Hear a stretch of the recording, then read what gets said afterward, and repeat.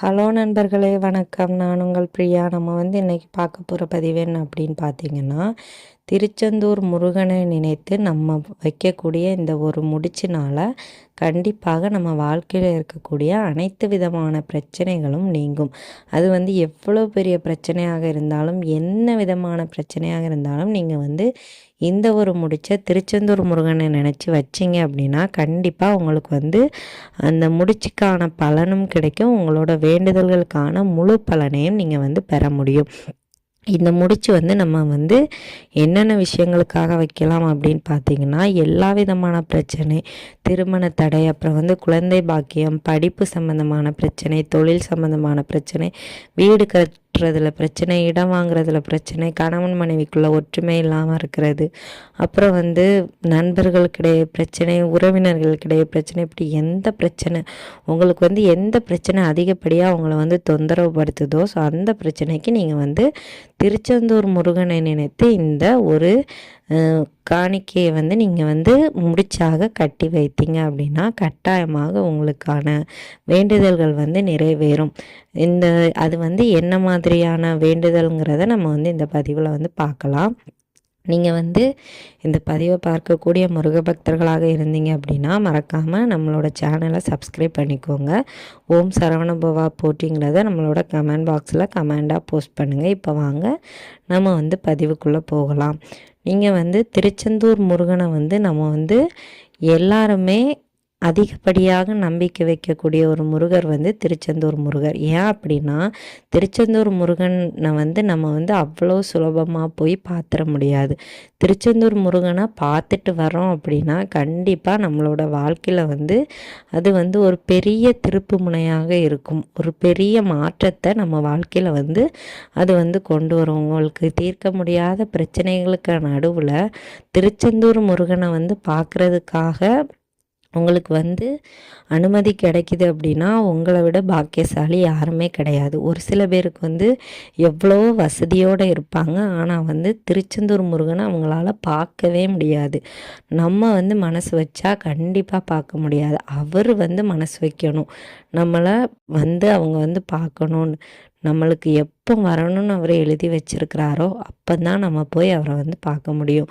இது ஒவ்வொரு முருக பக்தர்களோட வாழ்க்கையிலையும் நடந்திருக்கக்கூடிய ஒரு விஷயமாக இருக்கும். கண்டிப்பாக நீங்கள் முருக பக்தர்கள் யாராவது உங்களுக்கு தெரியும்னா அவங்கக்கிட்ட கேட்டு பாருங்கள், கண்டிப்பாக சொல்லுவாங்க. இப்போ நம்ம என்னென்ன பிரச்சனைகளுக்காக அந்த முடிச்சு வைக்கலான்னு சொல்லிட்டு பார்த்தோம். அது என்ன முடிச்சு அப்படின்னு பார்த்தீங்கன்னா வேறு ஒன்றுமே இல்லைங்க, ஒரே ஒரு ரூபாய் நாணயம்.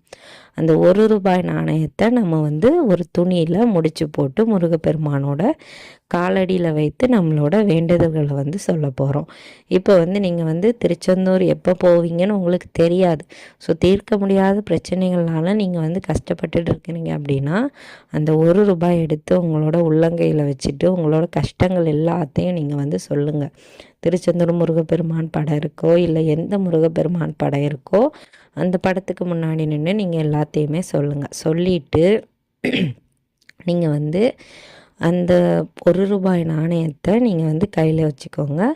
அன்னைக்கு நீங்கள் இந்த என்ன பண்ணணும் அப்படின்னா ஒரே ஒரு நெய் தீபம் ஏற்றணும். அந்த நெய் தீபத்தை ஏற்றிட்டு நீங்கள் இந்த வேண்டுதலை செய்யணும். அப்புறம் அன்னைக்கு நீங்கள் முருகப்பெருமானுக்கு சிவப்பு நிற மலர்கள் கொண்டு அலங்காரம் பண்ணணும்.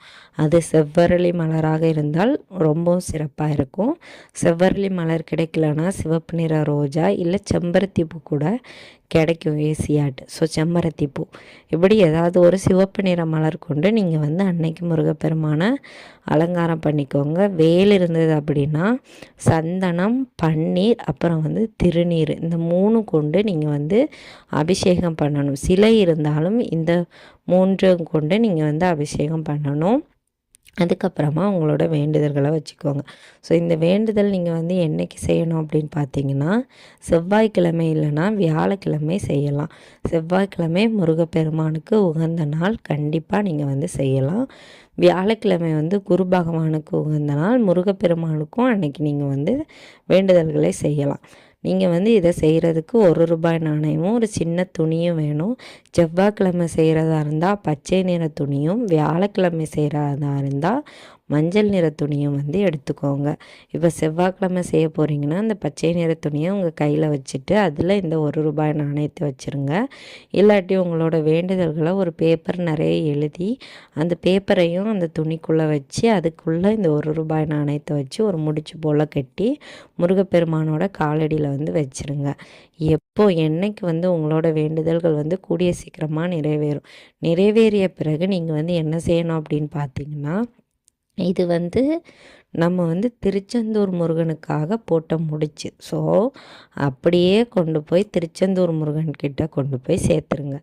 உங்களோட வேண்டுதல்கள் நிறைவேறிய பட்சத்தில் கண்டிப்பாக உங்களுக்கு வந்து திருச்செந்தூர் போகிறதுக்கான வாய்ப்பும் கண்டிப்பாக கிடைக்கும். ஸோ வந்து இந்த வேண்டுதலையும் அங்கே கொண்டு செலுத்திடுங்க. உங்களோட வேண்டுதல்களும் நிறைவேறும். இந்த காணிக்கையும் நீங்கள் அங்கே கொண்டு போய் செலுத்திடலாம். கண்டிப்பாக இந்த பதிவு வந்து திருச்செந்தூர் முருகனை நம்பி இருக்கிற ஒவ்வொருத்தங்களுக்கும் உபயோகமாக இருக்கும். ஸோ உங்களுக்கு என்ன கஷ்டம் இருந்தாலும் இந்த ₹1 உங்கள் தலையெழுத்தையே மாற்றும். முருகப்பெருமானை நம்புங்க, என்றைக்குமே நம்மளை கைவிட மாட்டார். இந்த பதிவு வந்து கண்டிப்பாக உங்களுக்கு வந்து உபயோகமாக இருக்கும். ஒவ்வொரு முருக பக்தர்களும் இந்த பதிவு பார்க்குறீங்க அப்படின்னா கண்டிப்பாக லைக் பண்ணுங்கள். உங்களுக்கு தெரிஞ்சவங்களுக்கும் இந்த பதிவை வந்து ஷேர் பண்ணுங்கள். நம்மளோட சேனலுக்கு சப்ஸ்கிரைப் பண்ணி குட்டியாக சப்போர்ட் பண்ணுங்கள். இந்த வீடியோவின் முழு பதிவை பார்த்ததற்கு மிக்க நன்றி.